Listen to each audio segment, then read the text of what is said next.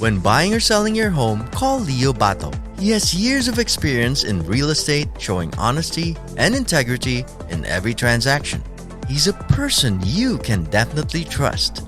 So book your appointment with Leo Bato today by giving him a call at 818-648-4837 or by visiting him on the web at www.leobato.realtor. Rejuvenate your smile with Dr. Lourdes Capelong's comprehensive range of dental solutions. Along with general dentistry, Dr. Capelong specializes in cosmetic dentistry, including teeth whitening, bonding, dental veneers, and surgical crowns. Whether it's urgent care or preventive treatment, she'll take care of you and your smile. To schedule an appointment, call the clinic at area code 323-257-7582. Visit ABBAeServices.com for fast medical transcription service. This podcast episode is brought to you by AB Music Creative. And the podcast will begin in 5, 4, 3, 2, 1. Ladies and gentlemen, an honor, a privilege, live at Paco's Place, councilwoman Arleen Bocatija Rojas. Hi, Miss Arleen. How are you? How are you? And thank you. Bocatija. You said it perfectly. I did? Thank you so much. All right. I mean, because people murder my last name, Arespacochaga. Okay. I've heard worse. Yes. So I'm like... That sounds like something I'd order at a restaurant. Right. Can I order an Arespacochaga, please? Exactly. So, Yes. Miss Arleen, straight to the point. Councilwoman, that's big responsibility.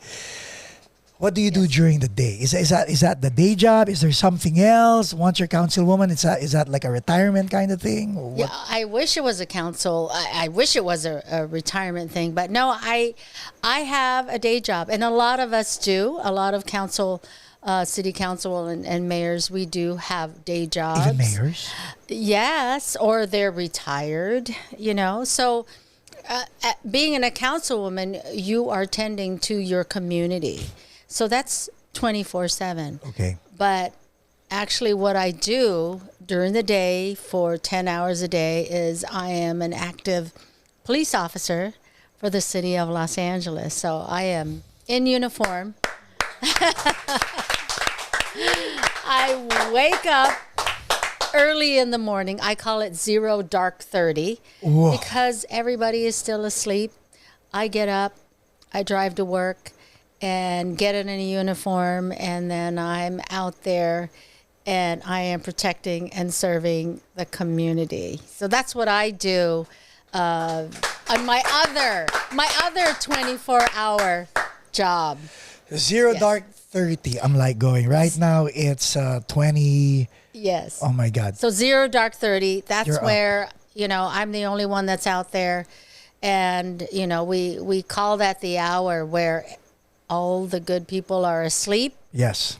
And But what's out there? It's either But wait. criminals or police officers. Yeah, but but you're up at 0 dark 30, right? Or you're at work at 0 dark. I'm up at 4 o'clock in the morning. Damn. Yeah, sometimes 3:30 in the morning. And then like meditate, pray, go to work, just go. Oh. How long have you been a police officer? 32 great years. Yes. Okay, what made you become a police officer? Why that career? Did you think of that when you were growing up? What? No, actually, when I was young in junior high and high school, I was a gymnast, and then I was a dancer. Would you believe that? So I sang. Yeah, we just heard you. Plays, I know. I sang and I acted and I danced, and so I was really involved in like art and shows and that part of the world, and I loved fashion. And but you know what? I don't think I really said, "Oh, I think I'm going to be a police officer." But I wanted to do something that made an impact in society, and I wanted to be part of the changes in the world. So even in that young age, the people that I surrounded myself with were leaders in the community, and they were law enforcement. They were either police officers, lawyers, politicians. My dad was a campaign manager for the mayor and the city council. So you were exposed. I was exposed, and I not so much exposed. I think I was just surrounded by leaders. So I was used to that. I was used to being around people who made policy, who made rules, who followed the rules, and it was like second nature to me. But it wasn't something that I wanted to be. I actually wanted to be a news reporter. Would you believe that? Yeah. Yeah, I wanted to be holding a microphone and standing, and saying, "Hey, I'm out here." Current events and still, there's yeah. a fire, a fire behind me, and so I wanted to report that. So I still wanted to be, kind of like in the entertainment Right. business, but reporting something that was Real. big and significant. Yeah. So that's what I wanted to be. But then I actually joined the United States Secret Service that early on. Wait, I wait. worked for the federal Hold government. on, you did that? Yes. So right away, then that How old were gig- you? How old were you when you joined the Secret Service? 21. Serving under which 20. president? Reagan. Are you Ronald serious? Reagan. Yes. So, did you ever get Yes. to see him up close and personal? I did, because a lot of times we were in DC, Washington, D.C. So a lot of the training that we had wasn't in Los Angeles. It was in D.C. and then in Texas, and then, other states back east. Secret So- Service, huh? Yeah, so that was interesting. Let me see. Let me backtrack. Gymnast, dancer, wanted to be a newscaster, and later on, POTUS coming. How? The heck? Again, I'm attracted to. I surround myself with people, again, that are in leadership. So Reagan. So, right, the president of the United States. I mean, how high can you go? Right, but this was in right? the 80s, right? Yes. So, it was 19. no internet. So this was No, basically, let me get a brochure. I want to check this out. What was the process like? Where were you? Were you in the East Coast, the West Coast? Where No, were you based? I was in Los Angeles, And then and then yes, out of the in blue, LA. an epiphany just, you know what, I'm going to join the Secret Service. Well, you know what? My dad worked for the federal government. Right, but so why not the FBI? I- Why not the CIA? That I want to know. Can you share? I know. So, yeah, the FBI sounded great. The DEA, the CIA. I mean, to me, I was like, wow, that's great. Again, the Secret Service, their job is to protect our dignitaries, the highest. Yes. Oh. Yes, of all. And just to be able to be there and learn how the government protects our leaders. So you're like being the protector of the protectors. Yes. Right? Yes. So just having that experience and surrounding myself with one of the most colorful individuals that I've ever known, and just being in that capacity was great. What made me think of going local as far as joining a police department was I wanted to stay at home. Wait, let's not go local yet. Okay, we're not local yet. No. Because Yes. because as you're sharing, I'm imagining the what was it like back then, right? So you applied for this.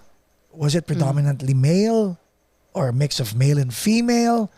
What were the challenges at the time that you had to face? All males. So I mean, that's what it was. It kind of still is that now. So that's why, in today's society, I think females, being a woman, we need to inspire and promote other women to do the Yeah. same. So I wouldn't say that women didn't want to do it back then. They just really didn't have another woman or another voice saying, "Hey, let's Did you try have this." that voice? No, but that's why I did it.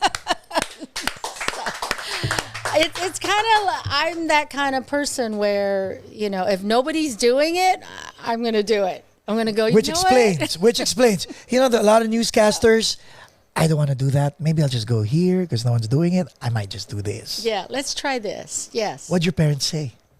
Oh, of course, my dad, he being a big government, citizen of the United States, and that was his thing. He just said always, he would say there's two types of people, right and wrong, or the government or criminals. And he would always tell me, pick a side, and don't be the audience. Have an audience. Would you believe my dad? My dad's who's Don't be from an audience. Have an audience. Yes. Sweet. Don't be part of the audience. Yes. That's nice. So, but then again, I didn't think, I think I should be a police. I wasn't thinking that way. I think it was just my surrounding that brought me to where I am. So how long were today. you part of the Secret Service? Just 5 years. Just 5 years. Yes, just 5 years. To other people, that's a career already, Yes, yes. But then, I wanted to stay local. I wanted to stay with my family. Family And meaning? my parents, my brothers, my sisters. How many siblings do you have? So I have 5. So And you are number? I'm number 4. So you had how many boys, how many girls? So boy, girl. You. No, wait, let me go back. Boy, girl. This is your family. I know, girl, boy. Girl, boy, wait. Boy, girl. No, you're number 4. So girl, boy, girl. No, boy. Boy, Girl. Boy. 3 girls, 2 Class? boys. Did you get that, class? I got that. Yeah. So what was the dynamics like at home? Did you have to work your way up for your voice to be heard, or did your dad lean? Was there a bias toward you because you were more like him, or did everybody share the same inclination toward? Well, most of my family are in the medical field. So No one said, Arleen, you have to be a nurse. Oh, of course they did. Okay. Yeah, of course. Yes. So that, again, there I go again. My clue is, okay, everybody is doing that. So, why don't I do this? And that's really how I think I'm like that even today. Good discovery. You So know, 5 years it's east, you wanted to come back. Yes. And back home. So I actually was here in LA, but a lot of our training and a lot of everything we do would be going back east. Yes. So, I was young and I thought, you know what? I'd like to settle and find a home and stay with my family, and which I did. And my family was so supportive. And again, my dad, who was at the time involved in politics, he was like a campaign manager for the city of Carson. Okay. So I remember him saying, "Oh, I'm having my candidate won, and we're going to have a swearing in party, and it's going to be at Carson Community Center, and you're going to dance." And so he would use me to either sing or dance. This is Arleen, the Secret Service agent. No, I was already a police officer. I was a police officer. Okay. But we'll go back to that. But my dad, who's a campaign manager, would have me do that. And I would be like... So then at the time I had a salsa dancer partner who was a firefighter. You danced the salsa. Yes. So then we God. would practice. So me, an officer, and my partner, a firefighter. Would you believe that? I mean, that would be hilarious today. And then we would practice. And I said, we have to do this dance routine. And he's like, why? And I said, because my dad said I have to. And it's at a victory party of a councilwoman. And, so we would do that. And we would go to the Carson Community Center. and do our salsa routine. Sometimes I sang the national anthem or something, but I always had to do it for a candidate. And the funny thing, just fast forward, is today, that's what I do. And I actually get my kids, I tell my kids, okay, you guys are going to have to do something, So it's like a full circle. So everything that my dad had me You're do passing it down to then, your kids. I'm actually doing You're the having your same. kids do it as well. Yes. How many kids do you have? So I have 3 kids. I have my daughter is 27 years old. She is a Nurse. She's working on no. She's working on her PhD Awesome. in behavioral analysis. So she's like a psychologist. So Oh. one day she's going to have to treat me. Interesting. You Okay, know? so she's gonna be a psychologist. Yes, so she's at the University of South Florida, and she's a professor now. So she's nice. working on that. And then my son is 26, and he is in the United States Navy. So Did you push him to be part of the Navy? No, but I think my dad had a lot to do with it. My dad was a very powerful influencer. Yes, and so my Your third? 26-year-old son, yes, is in the Navy. Navy, And then I have a third that's a 14-year-old, and she's a figure skater, and she models. And that's the one that I'm like, okay, you're going to model today. You're going to sing today.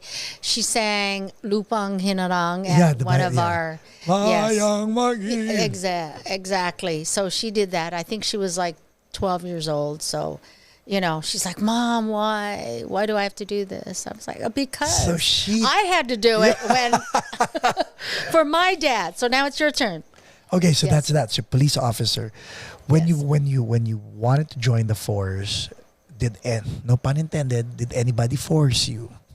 No one forced me. It was just something that, again, I'm surrounded by leaders, law enforcement officers, attorneys, just people who promoted law and order. I know that sounds like a movie, but honestly, that's what it was. So when I told my dad, oh yeah, I'm going to join the police department, he actually wasn't even surprised. He was like, oh yeah, okay. Like, it was a natural, it was a natural step. Yes, exactly. So, when I joined, it was in 1990, where at the time I believe there was only maybe 10% females. Right. And, again, that's something, 10% female. Okay, I'm going to try this because hardly anyone is doing it. And so I joined it, and yes, I was the shortest. I was at the end of the line. And I was the first female Filipina police officer in the history of the department. But I didn't know that. Yeah, I didn't know that at the time because we didn't even have a box. And that wasn't even part of the reason, right? Yeah, we were part of Asian American, Yeah. So when we finally got our box, Filipino, and they went through it, and I was the first one in 1990. So yeah, it was amazing. But at the time, I didn't even think anything of it because, being a police officer, we're amongst so many, and we all do the same, and we go through the same training, and So to me, I was the same. Have you seen the movie Training Day? I did. Is it real? No. So, you know what? I'm sure there are some departments that may have had those type of officers and those type of experiences. I don't know for myself. But one movie, I mean, I'm not plugging the movie, but End of Watch. Did you see that one? Did anyone see that? Okay. That movie was actually the most realistic movie It even made you go, oh, wow. Yes. Yeah, okay. So I actually knew one of the advisors that helped out in that movie because I was watching it and I was thinking, I remember that scene. It happened in real life.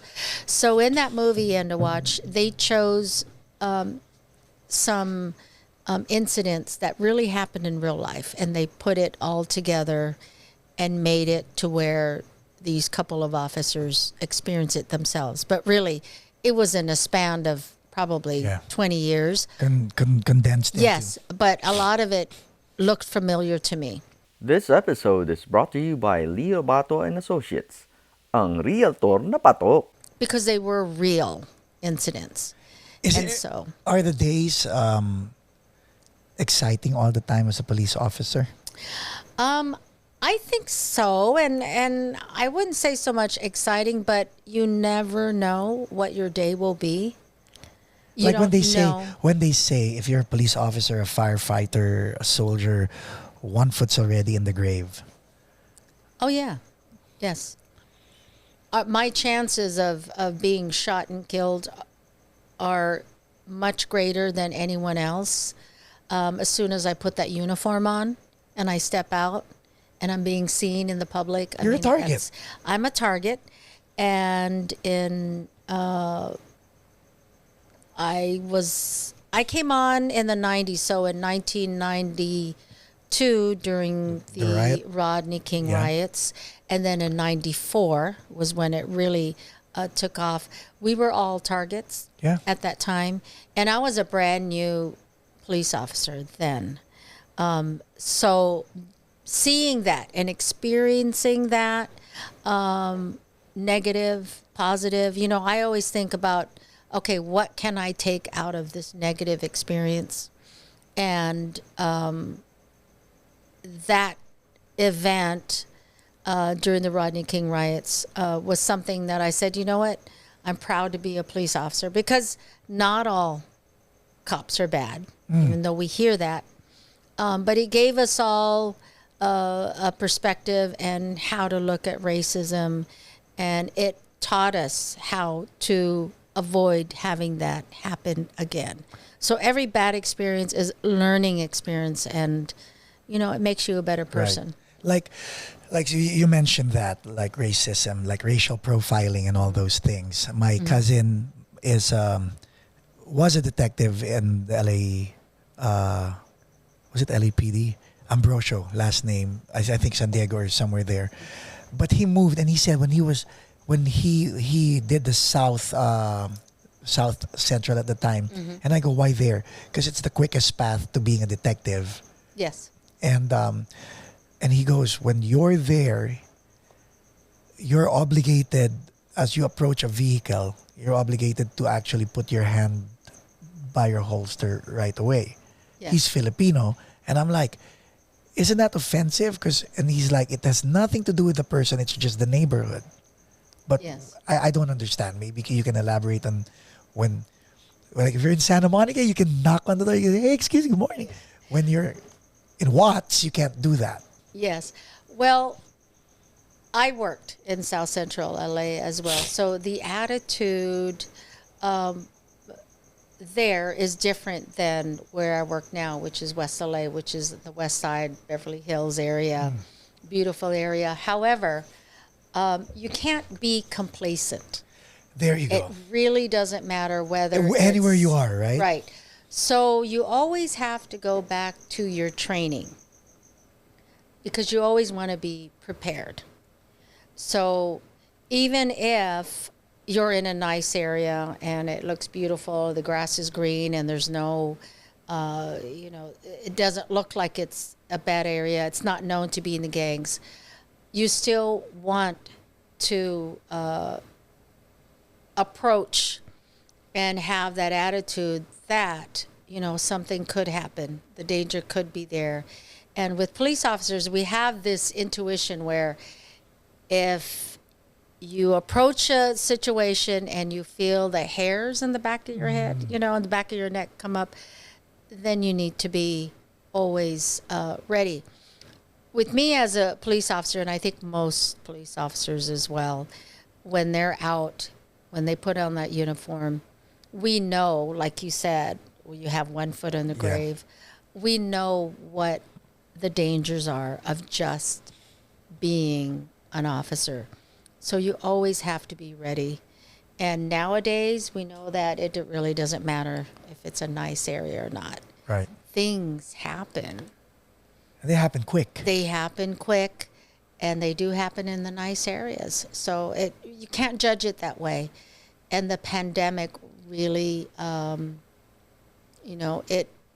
it gave everyone a different perspective Right. on police officers and public safety issues. True. With regard to that, so 32 years in the force, right? Yes. 3 kids. Your eldest was born in 96, I would assume. 96 or 95, somewhere along the mid-90s? 94. 94. Okay. 95. I knocked him out quick, back to back. So 94 and 95. And then I took a break. They're not Irish twins, right? No, okay. no. And then I took a break, and then in 2008. Are they desensitized to the fact that mom is a police officer? I think so. They don't see me as anything. They don't think I can dance. They don't think I have any style at all. They don't think I knew anything or did anything. She can't dance. She can't sing. She has no style. No, they don't even see me as an officer. And then, their father was also law enforcement. Yeah. Not anymore. Not still in law enforcement. Okay, still. Oh, yes. Okay. Yes, Okay. So now, 32 years. Secret Service, 5 years. Yes. Did not become a dancer. Did not become a newscaster. No. Why the shift? I mean, normally, if you're in the force for that long, normally after 20 years, like a mailman would Yes. retire after 20 years, right? Yes, yes. Military, 20 years, Yes. retired. 32 years, Miss 32 Arleen. years. And you're still there. Why are you still there? I'm still there. You know what? I love the job, and it's not just a job. I like being part of the changes Right. that are happening Right. in the world. I pay attention to what's going on, not just in crime, but what's going on in the movie industry, right? Uh-huh. I pay attention to politics. I pay attention to what's going on in the community, and I'm just always interested. Oh, what's going on here? What's going on there? And when there are changes that are on TV or in social media, I pay attention to that. You know why I'm smiling? As you're saying that, it's coming together. You know the feeling where you have that badge, right? And there's, I like what's going on over there. Excuse me, police officer. Yes, yes, yes. Oh, there you go. And because Like front seat to society- everything, exactly. yes. Society is always changing, so Smart. I like it. I change with it, and it's a learning experience as well. So we learn every day. Let's something new. put this myth to bed, huh? Okay. End of the month. End of the month. Right? I'm gonna drink. Did you see my coffee? Begin each day with a grateful heart. Yes. Okay. Why is it, Officer Rojas? I'm office. Okay. 'Cause I police wear question. two hats. I know. I wear two Later, hats. I'll ask the more You have to- civic questions Yes, later. Yeah. you have to warn me which right one. now, I'm asking Officer Rojas. Okay. Why is it toward the end of the month we get pulled over most of the time? You get pulled over at the end of the month? Most of the time, the community gets pulled over, right? Well, we don't have a quota. Okay. Yeah. Oh, someone from the audience yelled that? I know. I know. I heard it, right? Did you Okay. hear it? Yeah. Yes. It's a quota. No, there's no quota, but I didn't know that you get pulled over at the end of the month? Now that I opened your reticular, find out. Check it out. Like it's, so why don't we think about this? I'm going to switch it around. Okay. Yes, please. When do people get paid? End of the month. No, first of the month. Yeah. First, well, no, for government, yeah, first of the month. First of the month, yes. right? But So they're happy at the first of the month, but by the end of the month, they're not happy. okay. They're a little stressed. So when you're stressed, right, you may be anxious. You overspeed. You may speed because you're trying to get from point A to point B. You need to go to the bank because you want money, but you haven't got paid yet, so you're a little bit stressed out. So I'm just trying to switch it around. That might be the reason, the end of the month. And then the beginning of the month, everyone's happy and they're chill and they have their coffee, because they just got paid, right? I mean, we're always happy. Payday, right? Just got paid Friday night. I'm not sure. No one's buying.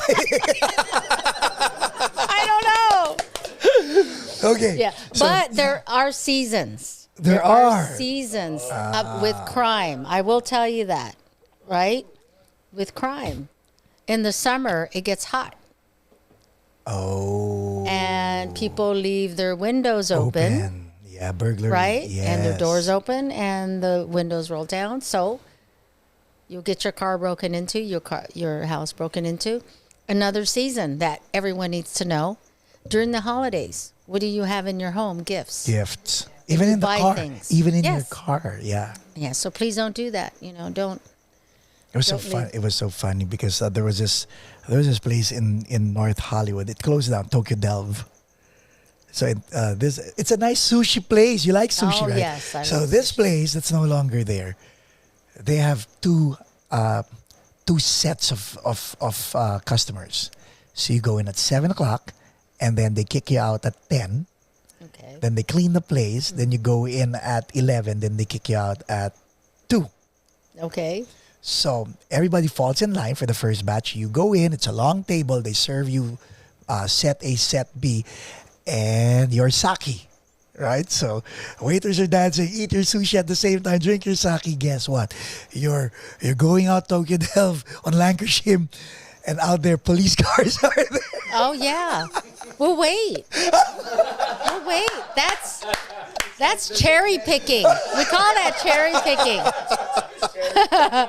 Because you just that's easy. So Yes. in the force, while you were in the force, you're still exposed to all leaders. Yes. You wanted to get involved. When did you decide to actually go into public service, and why? Yes. So, well, Not to say as that an officer, that was I'm a exciting public already, and servant. but then again, Yes. that was already an already exciting gig. Yes. So protecting and serving the community. Did it get boring? No. That's why I'm still doing it. Right. I'm loitering right now. I'm loitering in the city of Los Angeles. People are like 32 years. I mean, you're just hanging out. I said, yeah, I am. I'm hanging. There's so much to do. There's so many changes, And you did not pivot. You added. I added. Yes. So, I was actually asked back in 2012, and they said, hey, why don't you, when are you going to retire? Why don't you get into the city council? Because at that time, my dad was still involved, and he would ask me to do things, and I would volunteer at the campaign. And but I just never thought of running. But when I did get asked, like, hey, why don't you run for office, and we will help you, we'll support you, we'll train you, because everything is about training. You want to train yourself to go into whatever it is Going that into you the want science to. of politics, yeah. Yes. So, but then, I really didn't feel like I had a lot to say. In 2012. Yes. I didn't have anything special to say, because to me, politics, it's not all about just making policies and oh, are we going to get a Costco here, or we need to fix a sidewalk there? It's not really all about that. I wanted to have something to say where people are going to say, oh yeah, she said that. And to me, influence is the most important thing, because all of us, we have something great to say, but if you cannot capture an audience, you can't resonate, then you really, what? It's just like reading a book, and you're just reading it, but you need to be able to touch someone. That's like your dad talking, no? I know, yeah. So in 2012, I was asked, I was like, oh, it didn't really excite me that much. And then But did it pique something in your mind? It did. It did. And then the next 4 years, I was asked by a different councilman, and then another mayor even asked me the next 4 years. So it was always in the back of my mind. And then did you consult anybody? I talked to a lot of people. I was always surrounded by them. So in 2020, when the pandemic hit and the George Floyd situation hit, and I started to see my neighbors were just turning into like racists. I mean, they were angry, and then my cousins were on the internet and they were like fighting, and then the looting and the fires and the riots and all this justice for peace, and the crime. All of that was happening, and that's actually the first time I said, you know what? This is time. I actually know about this, and I have something to say, and I think that me saying it is going to make a difference. And so all of this defund the police. Yeah. That affected me. I was like, okay, sure. Yeah, try defunding the police. And so all of that negativity that happened in 2020, and all the crime and the deaths, and so many police officers were getting murdered. Yeah. And everything was about the police and racial injustice, right? All cops are bad. So again, something I've been doing all my life is going the opposite. Yes. Like, okay, defund the police. So you would think everyone would say, okay, police are bad, we should just get rid of them. Right. But no, I was like, no, I think I have something to say. So then, I ran for city council in a city that is pro-police, right? We have a lot of seniors. And so I was surprised that I ran during a time where people were trying to defund the police, where police were most hated. And they knew you were a cop. Yes. And so that was the first time I really felt like I had something to say. And your conviction I wanted to was know. solid. Oh, yes. And so my opponent was actually a gentleman who, his background was he would rehabilitate criminals as they came out of prison. So that's not a negative thing. That's actually a positive thing. But it's actually the opposite of what I do. So I put him in jail. He actually helps him come out. So I was surprised, and I was delighted to find out that the people in the city of Carson chose someone like me that would bring law and order back into the city. During your campaign, yes, when defund the police was a national chant by many, yes, you were running on a platform and you were not part of that, and you had a voice to say, and you had conviction. Speak to the audience today, because other people may not have the same voice or platform as you and me and others out there. And sometimes even in the home, some of them are abused. Right. Some of them are taken advantage of. Right. How can you encourage these people to speak up? This episode is brought to you by Dr. Lourdes Capulong. Like right now, all they have is this podcast episode, and we Yes. keep saying if we can touch and change the life of just one person Right. with the episode, we've done our part. But Yes. any advice?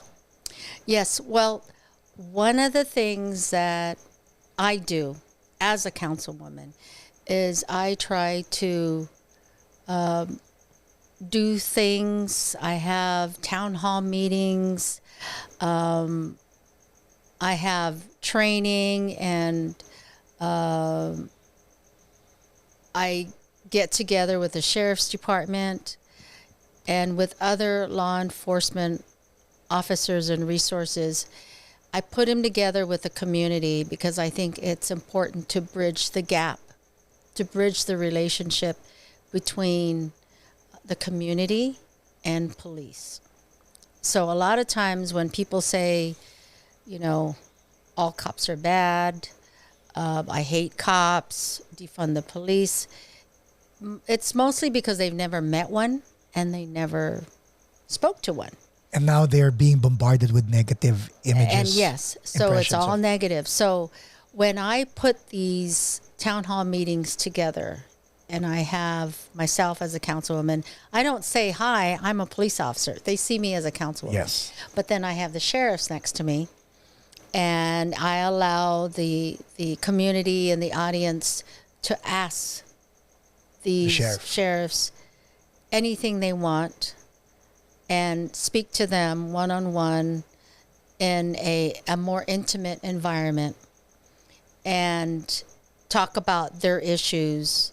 And at the end of the day, at the end of the meeting, I always ask that question, like, you know, why is it that, you know, you don't like police? And a lot of them were like, oh, well, you know, we're afraid of them. They might, you know, write me a ticket, or they might arrest me, or, you know, they don't really know why, but they have that fear. So, you know, I always ask them, after they've had this relationship with this talk with them, I would ask them, do you feel afraid? Are you afraid of these deputies right now? And they're like, no. I mean, wow, I get to talk with them. I get to shake their hands. And so when they tell me they're not afraid, then to me, that's like, okay, well, then my job is done. You know, I actually because you're did bridging the something. gap. Yeah. I'm bridging the gap. So I think that's important in any community, is to improve the relationship between law enforcement and the community. Because really, you know, officers, we're there to protect you. We leave our home Yeah. and our family to take care of your home and your family. And, you know, many times people don't realize that, you know, they only realize it when they call 911, right? And they need you. So I encourage everybody in the community just to, you know, to look at your community, see what you want, see what the issues are, share it with law enforcement, Right. share it with the council, find out what your resources are, and really try to make your community a safe place to live. Because if we don't feel safe, if we can't walk around at night and walk our dogs and do it safely, then, you know, we can't thrive as a community. Now, We need to feel safe. it's all the time. that's very true. Yes. Now, at the beginning of the podcast, I was joking when I said, when I asked you if you had a day job or not, and I was like, "What? You had the day job?" Yes. So you're doing public service 24/7. Yes. You're a police officer. You're a mom. Yes. And now you're promoting the Filipino in the community as well. Yes. Yes. Are you having fun, or is this exhausting? Oh no, it's not exhausting at all.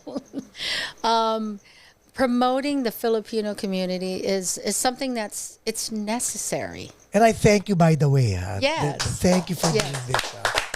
It's necessary. We have to do that, you know, because you hear about that. I mean, nobody ever thinks, you know, a police, if there was a definition of a police officer, you're probably going to see, you know, a a male, white with a mustache, right? Yeah. Did we all see that? Yeah. A mustache, or that's RoboCop. 6 feet, right? 6 feet tall. Yes. Right, in great shape. You know, it's not going to be a Filipina, No. 5'1", you know, petite girl. It's not. You're just not going to see that. You're not going to see it in a, you know, in the movies, or even in a poster. You might not see that. Right. But we should, We should. and we will. Amen. You know, yes. So we don't want to just be a minority, you know, Yes. minority female. We want to be the majority. And you know, and we don't want to say, okay, we're going to take over. No, we want to actually stand alongside men, because really Yes. that's who inspire us. Yeah. You know, we're just trying to catch up, you know, but look out. We might go right past. Remember, like what we were talking about a while ago, that glass ceiling and all that. Oh, right? yes. Yes. I mean, So that's me. That's me. I'm always thinking, okay, what can I do? You know, and what can I do to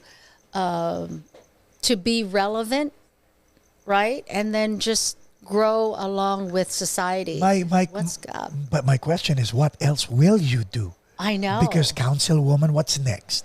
I know. City Well, Assembly. we have, you know, in the city of Carson, my city of Carson, we have a lot of dirt in the city. Like, wait, I wait, don't wait, hold mean- on. I don't mean- Is that a figurative dirt or? I know, not dirt, not just gossip. Oh, We have gossip too, but we have a lot of dirt in the city that needs to be built. We have a lot of vacant lands, and we need to build it up. So we have projects that are going on, but you know, that's me. I really want to get these parks up. I really want to get a mall, and I really want to get, you know, a dog park, and fix Scottsdale. You know, it's a community that just has been, you know, ignored for so many years. You can't do this as a I can do that. I can do it as a councilwoman. So If you need support, we're all here. I know, and fix the parks, and get a boxing. You know, we have a boxing program in the city of Carson, but I want to get it, you know, promoted and really get it up there. I'm a boxing fan. But think of look. You know what? Like, I'll take advantage of this question that maybe it could germinate in your mind, and you could help this. I'm a musician. I'm also All right. I'm also part of the community in helping promote the local artists Yes. and entertainment. Torrance has the Jonathan. What theater is that? Armstrong. Yes, But the that's in- Armstrong But Theater. that's in Torrance. We need that in We Carson. need that in Carson because Yes. Carson has a huge Filipino demographic. Yes. We need one in West Covina. We need. You know what? I'm thinking, right? It should be. We're gonna get one Okay, good. in Carson. Because I'm like- there. We're gonna get one. We're gonna get a performing arts. that Gary Valenciano concert, the South Border concert, those concerts should have been know. done in Carson, Yes. not in LA or. Yes.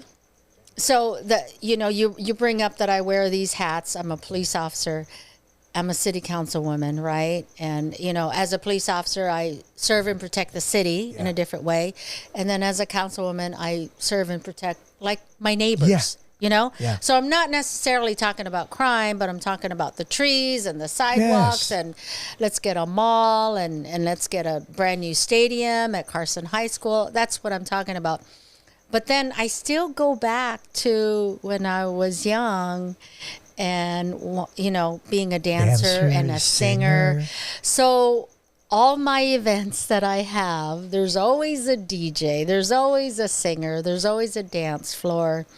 And, to me, music speaks louder than words, Yes. And so I have a different attitude when I'm out there, even as a councilwoman. But see, it's bad when you're promoting it. People can't drink because if they drink, they can't drive. Because if they drive, they'll get a DUI right away. But Cherry we have Uber. Uber. Yeah, Uber. yeah. Take me Uber Uber there. there, yes. Uber there. But it works. Yes. Though. Yeah, it works. It does work. So I try to bring all of that into, my job as a councilwoman and, working for the people. And I'm in a city where I went to school from elementary school to junior high and to high school. And the principal of Carson High School we graduated together. The principal, vice So principal. this is your hood. It's my hood. I mean, seriously. Yeah, Grassroots. and you probably know like 4 generations now. Yes. And they're Probably all 5, still yeah. there. So it's great. I'm proud. I'm proud to represent a city that I grew up in. But I bring in, a little bit of all of my experiences. Is there a plan to go state? Well, we'll Since see. we're here, I mean, might as well. I know. Well, I do want to be part of policy making and changing or adding. And I mean, I think right now with the children and the things that's happening right now, we have a problem with cyberbullying. So Yeah. I think we need Yeah, that's some laws that cover that. And we need to get help with our youth because the pandemic did not help them. no.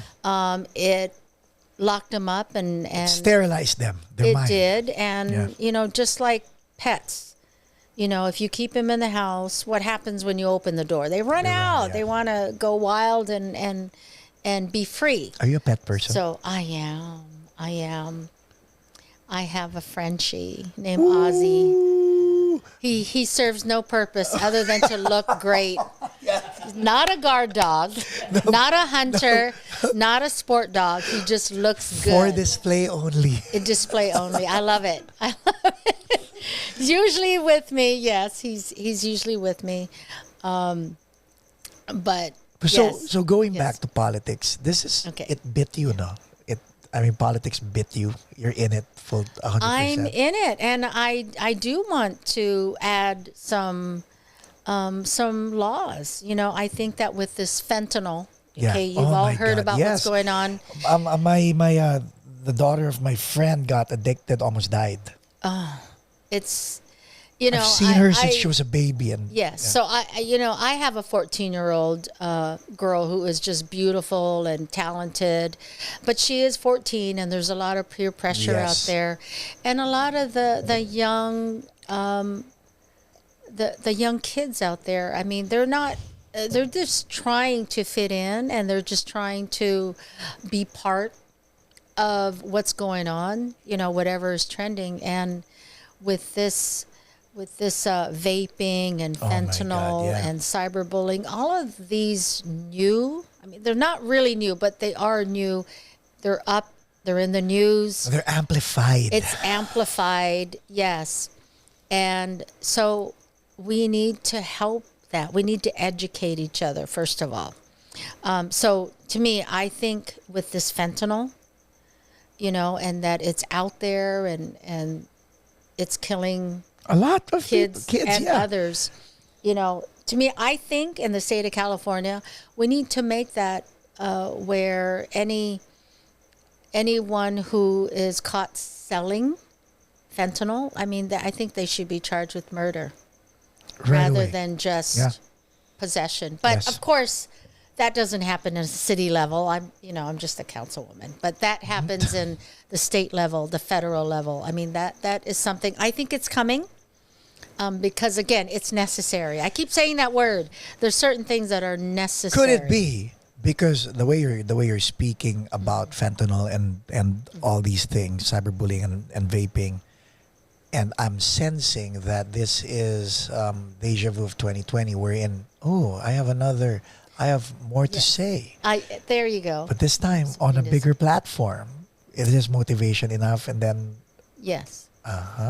Yes. So again, we have to pay attention and we have to educate each other because knowledge is power. that's true. Absolutely. And that's it at any age. Knowledge is power. It doesn't seem that you're about to yield. It looks like you're about to step on the pedal, push it to the metal. and just go and go and go and go. When do you think your job is done? Oh, I don't think our job is ever done. You know, Do you even rest? I do. I take a lot of power naps. That's not rest. You know what? I do rest. To me, I think sleeping, eating, resting is how we fuel our bodies. Do you do that? Right? We fuel to do what? To do what? Keep to going. keep going. Yes. But so my- when we gas up our car, we Yeah, don't yeah, yeah. gas it up to park it. Yeah, but my question is, We go. Do you sleep I do. I do sleep. complete 8 hours? No. No, I don't think I've had 8 hours since the birth of my first child. I mean, that's just right. Do we? You know, we don't because we're parents. So here's my Yeah. question with You know, regard we to that. always- You worry? Do you still worry? Oh, absolutely. I'm, you know, people ask me, what kind of mom are you? Because I look like I'm a cool mom. Yeah. And my kids are real stylish and they're, you know, and they're great kids with great big personalities. But I am a helicopter mom. Okay, So I hover. Yeah. I may not land and tell you. but you're there. Oh, I am there. I know. Do I know. does 27 and 14 have boyfriends? Yes. Yes. Was it easy for the boyfriends to be boyfriends? So my daughter, my oldest daughter, she's great, and you know, she's an academic. Again, she just kept. I'm not an academic, but she's an academic and just kept going and going and going. And she always had a boyfriend. She's beautiful. She's Filipina and Costa Rican. Oh.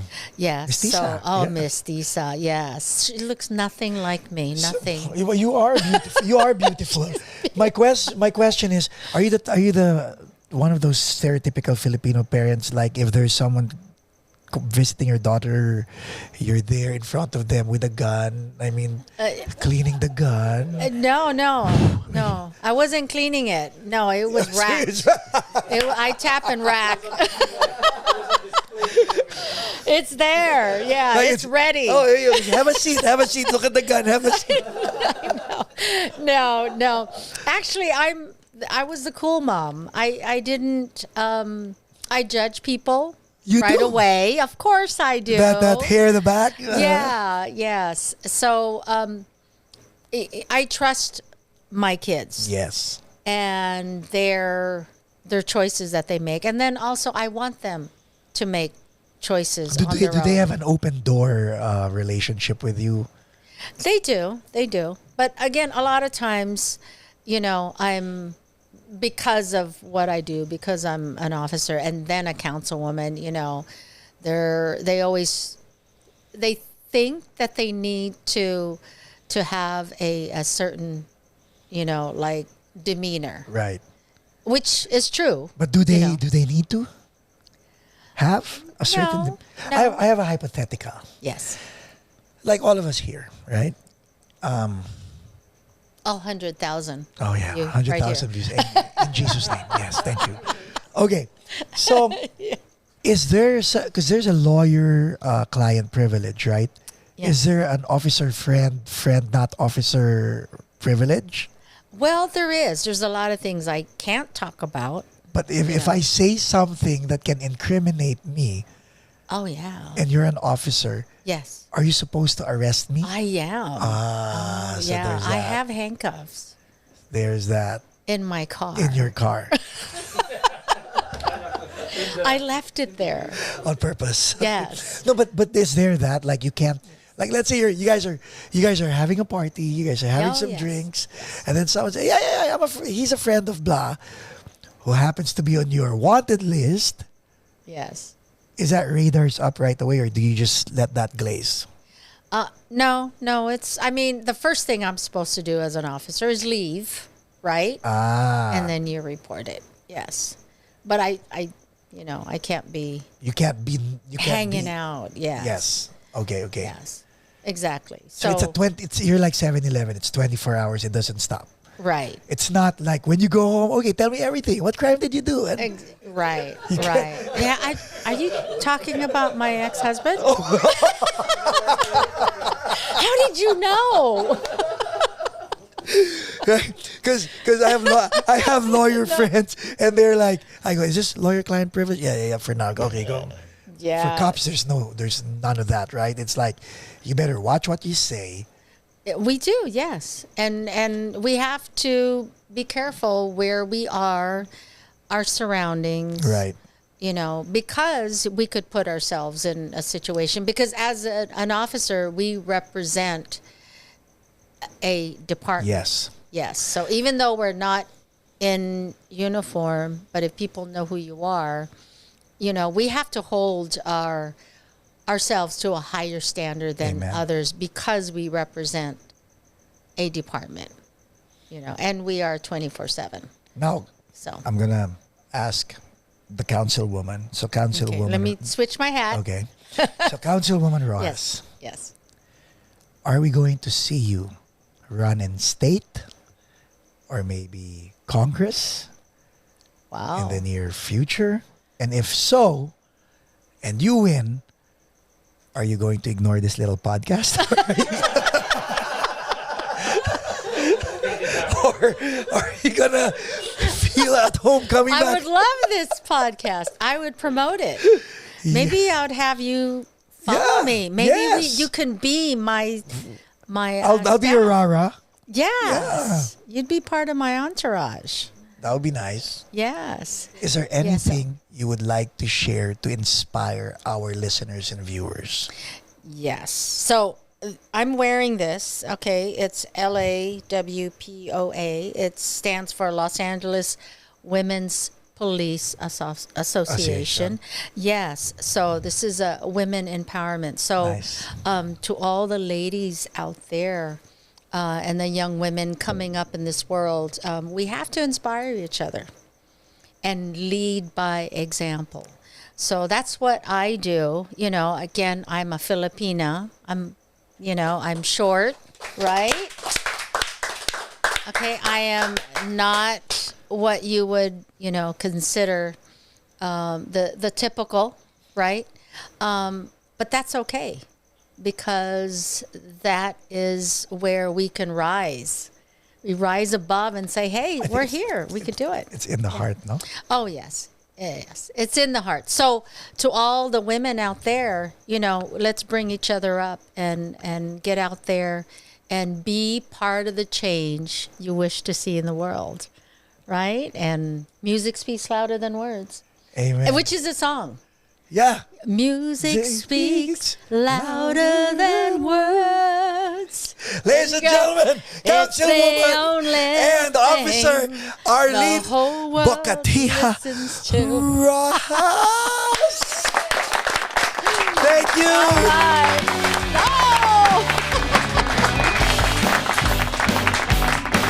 I want to hear you guys play. Please don't forget to like, subscribe, support Councilwoman Rojas in every endeavor because it can help the community.